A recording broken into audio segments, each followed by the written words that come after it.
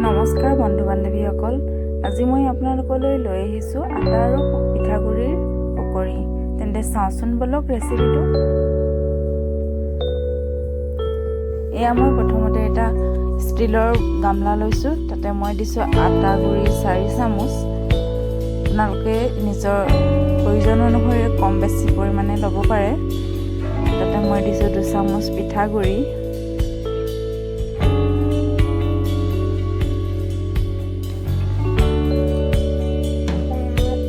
এইখিনি ভালদৰে মিক্স কৰি লওঁ।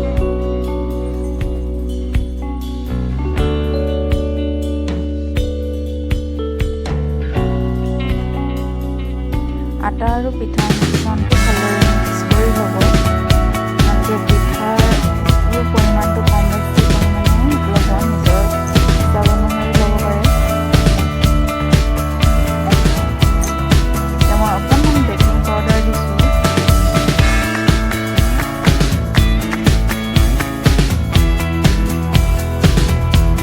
সোৱাদ অনুসৰি অলপ নিমখ দিছোঁ,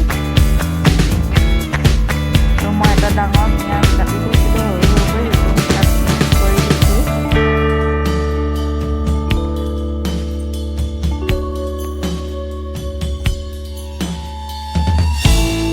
ৰেড চিলি, জিৰা পাউডাৰ, ধনিয়া পাউডাৰ সকলোখিনি একেলগে মিক্স কৰি মই দিছোঁ। আপোনালোকে মছলাৰ মন পচন্দৰ ব্যৱহাৰ কৰিব পাৰে। মই বেছি মছলা ইউজ কৰা নাই। এতিয়া এই মিশ্ৰণটো ভালদৰে মিক্স কৰি ল'ব। এতিয়া মই অলপ জালুকৰ গুড়ি দি দিছোঁ। আপোনালোকে এইটো অপশ্যনেল হয়, স্কিপ কৰিব পাৰে, বা জলকীয়াও সৰু সৰুকৈ কাটি দিব পাৰে। এতিয়া মই অলপ অলপকৈ পানী দি ভালদৰে মিশ্ৰণটো বনাই লওঁ।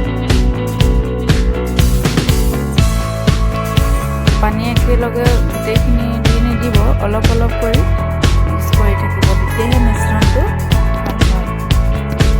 এয়া মোৰ মিশ্ৰণটো ৰেডি হৈ গ'ল। এতিয়া মই কেৰাহী পাতি থৈছোঁ। কেৰাহীখন মোৰ গৰম হৈছে। এতিয়া মই তাতে ৰিফাইন তেল ব্যৱহাৰ কৰিম। আপোনালোকে মিঠাতেলো ব্যৱহাৰ কৰিব পাৰে। এতিয়া মই ৰিফাইন তেল অলপ দি দিছোঁ। কেৰাহী গৰম হৈ আহিছে, জুইটো কমাই দিম মই।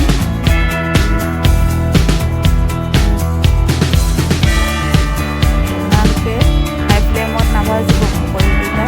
এইখিনি গৰম হোৱাৰ লগে লগে গেছৰ ফ্লেমটো কমাই দিব।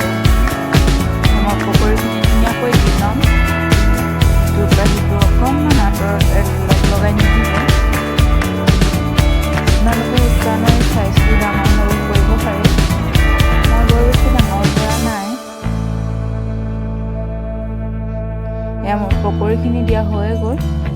এতিয়া এইখিনি এনেদৰে 2-3 মিনিটমান সিজিবলৈ দিম।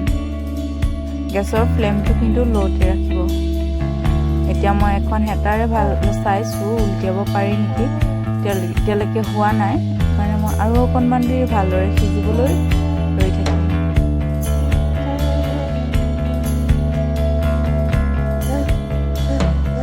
আপোনালোকে বাৰু এনেকৈ আটা আৰু পিঠাৰ পকৰি খাইছেনে? যদি খাইছে তেনেহ'লে মোক কমেণ্ট কৰি জনাবচোন। আৰু যিসকলে আজিলৈকে এনেকৈ খাই চোৱা নাই, তেনেহ'লে প্লিজ এবাৰ এই ৰেচিপিটো ট্ৰাই কৰি চাব। বহুত ভাল লাগে খাই, মচমচীয়া হয়। আৰু আপোনালোকে মছলা মছলা বিভিন্ন ধৰণৰ ইউজ কৰিব পাৰে নিজৰ ইচ্ছা অনুযায়ী। কেঁচা জলকীয়াও কাটি দিব পাৰে, ধনিয়া পাত এনেকুৱা দিব পাৰে। মোৰ ধনিয়া পাত এনেকুৱা একো নাছিলে, যিহেতু সেইকাৰণে মই তেনেকৈ বিশেষ একো দিয়া নাই। এয়া মোৰ পকৰিখিনি হৈ গৈছে, মই উলটিয়াই দিছোঁ। কালাৰটো চাওকচোন কিমান ধুনীয়া হৈছে। সন্ধিয়া সময়ত এনেকুৱা চাহৰ লগত এনেকুৱা দুটামান পকৰি খাবলৈ পালে আৰু কি লাগে নহয়নে ফ্ৰেণ্ডছ? আপোনালোকে মোৰ ৰেচিপিটো কেনে পালে প্লিজ মোক জনাব কমেণ্ট কৰি, আৰু মোৰ চেনেলটো ছাবস্ক্ৰাইব কৰিবলৈ নাপাহৰিব। মোৰ পকৰিখিনি হৈ গৈছে প্ৰায়।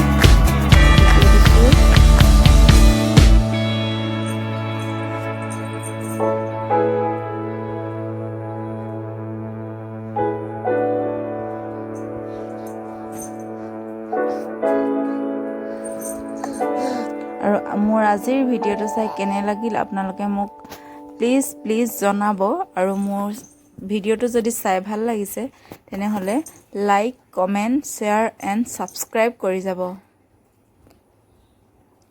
এয়া মোৰ প্ৰথম বেটছটো আঁতৰাই দিছোঁ হৈ গ'ল। এতিয়া মই নেক্সট বেটছ এটা দি ল'ম। এয়া মই দি দিছোঁ। এইটোও ঠিক তেনেদৰে গেছৰ ফ্লেমটো কমাই থৈছোঁ। এয়া মোৰ পকৰি হৈয়ে গ'ল। এয়া কি ধুনীয়া কালাৰ আহিছে, আপোনালোকে নিশ্চয় গম পাম।